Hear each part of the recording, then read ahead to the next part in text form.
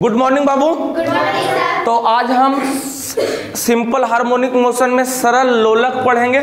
Simple harmonic motion का case क्या था देखते हैं कि कुछ इस तरह से था। एक पेंडुलम सरल लोलक पहले बना देते हैं, इसका केस फिर देख लेते हैं। कल हम लोग सर्कुलर मोशन में एसएचएम भी देखे थे, क्लियर था। एक सरल लोलक के हाथ जिसमें ये धागा है, ये वेटलेस होगा, ठीक है, वेटलेस होगा।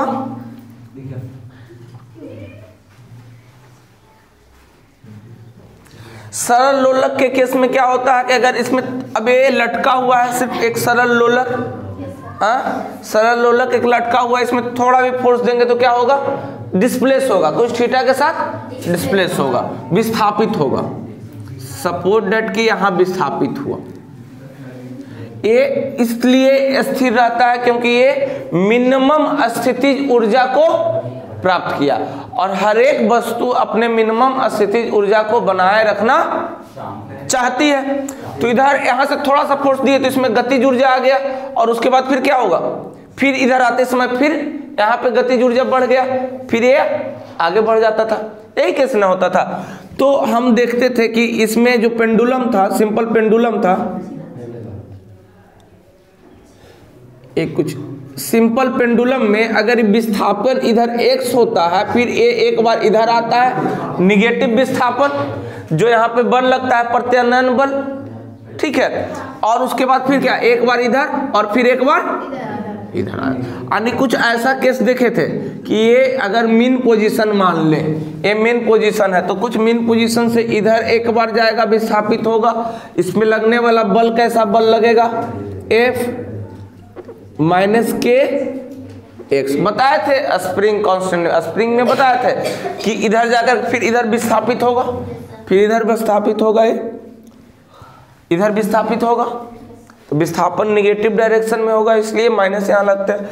फिर इधर की तरफ, फिर यहाँ पे मिनिमम गतिज ऊर्जा को प्राप्त करेगा, स्थितिज ऊर्जा को प्राप्त करेगा, रहना हमेशा मिनिमम स्थितिज ऊर्जा में रहना चाहता है। फिर यहाँ से इधर आते समय गतिज ऊर्जा फिर प्राप्त कर लेता है, फिर वो आगे बढ़ जाता है, और ये फिर निगेटिव विस्थापन की तरफ, माइनस विस्थापन की तरफ चलाएगा। तो यहाँ पे लगने वाला बल कैसा बल लगेगा, माइनस के एक्स। अब सरल लोलक में हम देखते हैं कि कितना इसका आवर्त काल क्या होगा, ठीक है, इसमें एक्सेलरेशन क्या होगा, इसका लंबाई। तो इसका हम लंबाई हम कल देखे थे कि यहाँ से इसके मिड सेंटर तक की लंबाई को हम क्या कहते हैं, प्रभावी लंबाई।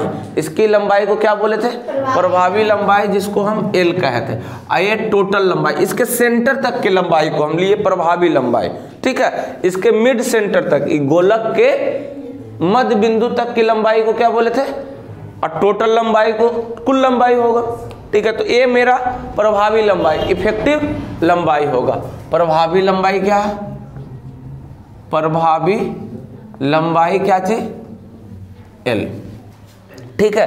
अब ये थीटा एंगल से विस्थापित हुआ, थीटा एंगल से क्या हुआ, विस्थापित हुआ। अब ये कितना विस्थापित हुआ, यहाँ से x विस्थापित हम ले लिए। अब यहाँ पे जब आएगा, यहाँ पे आएगा, तो फिर ये क्या कहेगा, मैक्सिमम वेलोसिटी को यहाँ पर, यहाँ वेलोसिटी क्या होगा, फिर 0 होगा, फिर ये इधर आना चाहेगा, फिर ये इधर आना चाहेगा, ठीक है। तो बाबू रे अब यहाँ पे देखो, अब यहाँ पे लोलक आया, तो यहाँ पे केस क्या क्या हो सकता है, इधर एक बल लगेगा mg। अब ये वाला थीटा है, तो यहाँ पे a बना देते हैं, ये थीटा डिग्री, थीटा, ठीक है। अब ये थीटा है, तो इधर क्या बनेगा, इधर क्या लगेगा, यहाँ क्या लगेगा, mg cos थीटा, और इधर क्या लगेगा बउआ, mg sin थीटा। यहाँ तक कोई क्लियर है, यहाँ तक कोई, इसमें लगने वाला टेंशन बल, इसमें T लगेगा। अब जब ये लोलक यहाँ आया तो इसमें टेंशन T लगेगा, ठीक है, इसमें टेंशन T लगेगा, ठीक है। अब हमको ये विस्थापन कितना हुआ, विस्थापित कितना, तो यहाँ पे लगने वाला बल एक तरह का प्रत्यानयन को रिस्टोरिंग फोर्स लगेगा, जो फिर ये निगेटिव विस्थापन की तरफ आना चाहेगा। यहाँ गया तो फिर इधर आना चाहेगा, तो इधर में एक कैसा बल लगा, नयन बल। कैसा बल लगेगा? प्रत्यानयन बल, रीस्टोरिंग फोर्स। तो यहाँ पे प्रत्यानयन बल क्या होगा बाबू? यहाँ पे प्रत्यानयन बल क्या हो जाएगा? तो प्रत्यानयन बल यहाँ पे F लगेगा इधर। मान लीजिए कि F लगा प्रत्यानयन बल, तो F बराबर किसके बराबर हो जाएगा? mg साइन थीटा के बराबर। तो F क्या हो जाएगा बाबू? mg साइन, क्योंकि इधर वाला बल टेंशन T cos थीटा के बराबर, इधर वाला बल प्रत्यानयन बल। तो हमको इस बल से मतलब है, इस बल से मतलब नहीं। तो ये बल कितना हो जाएगा? प्रत्यानयन बल F बराबर mg साइन थीटा के बराबर हो जाएगा, mg साइन थीटा। अब देखो निगेटिव विस्थापन की तरफ, एक बार इधर गया फिर निगेटिव विस्थापन की तरफ, इसलिए इसमें क्या लगा देते हैं?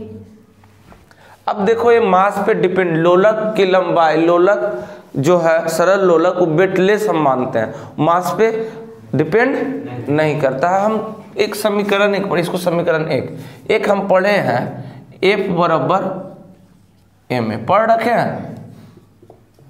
F बराबर, दोनों समीकरण को बराबर कर दे, एक एंड दो से क्या होगा? तो बाबू यहाँ हम लिखते हैं F बराबर minus mg sine theta. F बराबर समीकरण एक में क्या है? दो में क्या है? ma minus mg sine theta.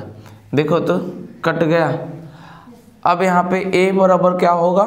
Minus g sine theta. बाबू रे, अब a हम मान लेते हैं कि विस्थापन बहुत छोटा हुआ, विस्थापन बहुत छोटा, इसका विस्थापन जो है बहुत छोटा है। तो थीटा इज वेरी स्मॉल, ये स्मॉल, बहुत स्मॉल थीटा से विस्थापित हुआ। तो ये जो साइन थीटा है थीटा के बराबर होगा। यदि थीटा बहुत छोटा है, यदि थीटा क्या बहुत छोटा हो तो क्या होगा? हो तो साइन थीटा जो यहां से निकाले हैं ये वाला लंब बटा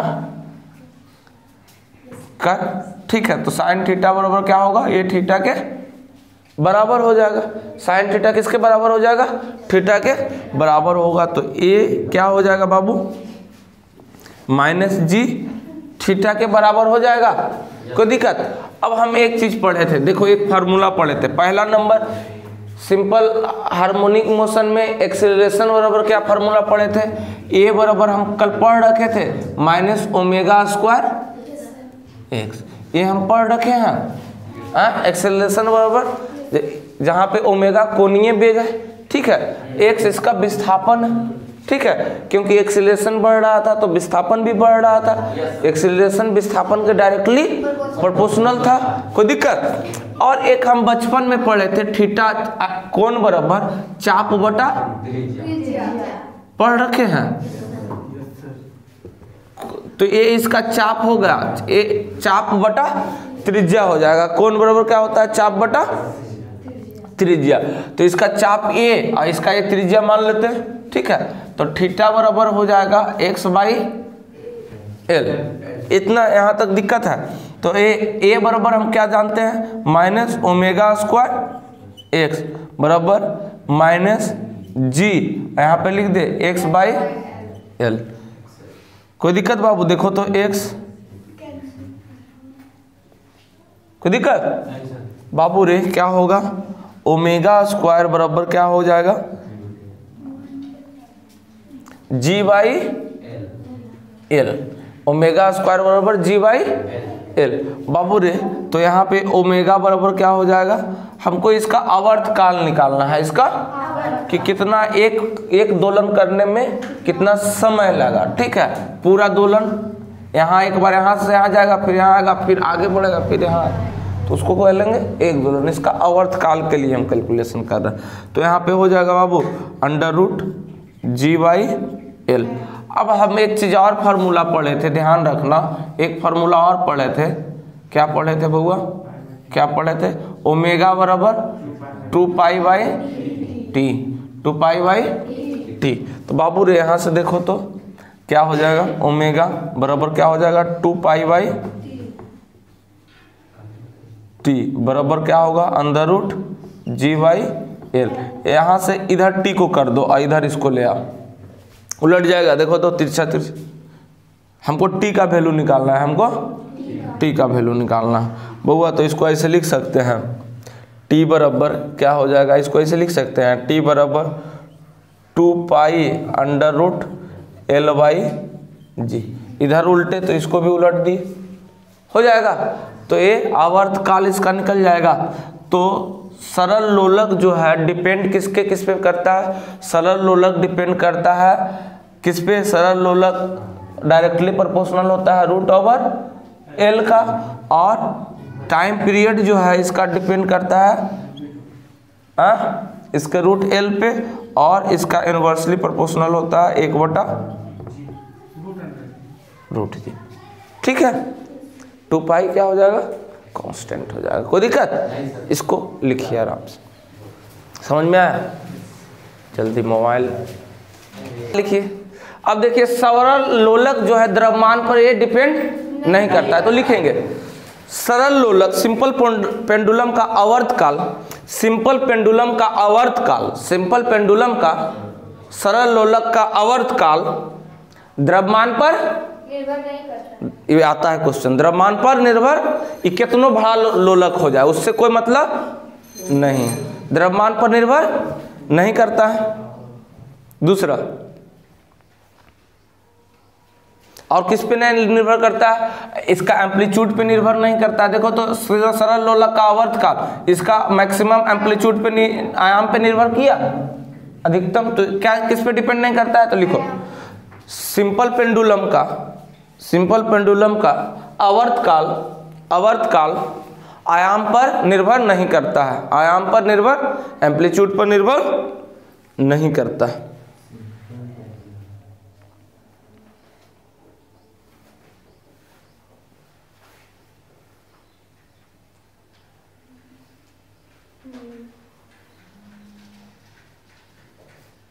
चलिए अब किस पे डिपेंड करता है, तो लिखिए सरल लोलक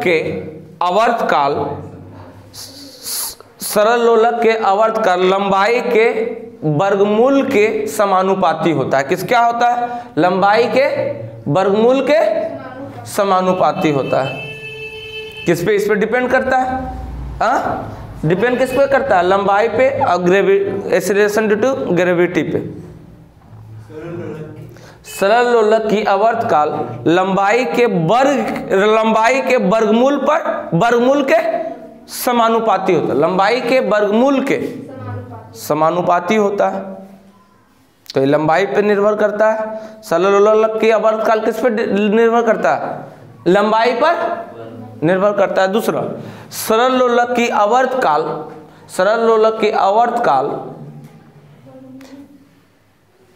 गुरुत्वाकर्षण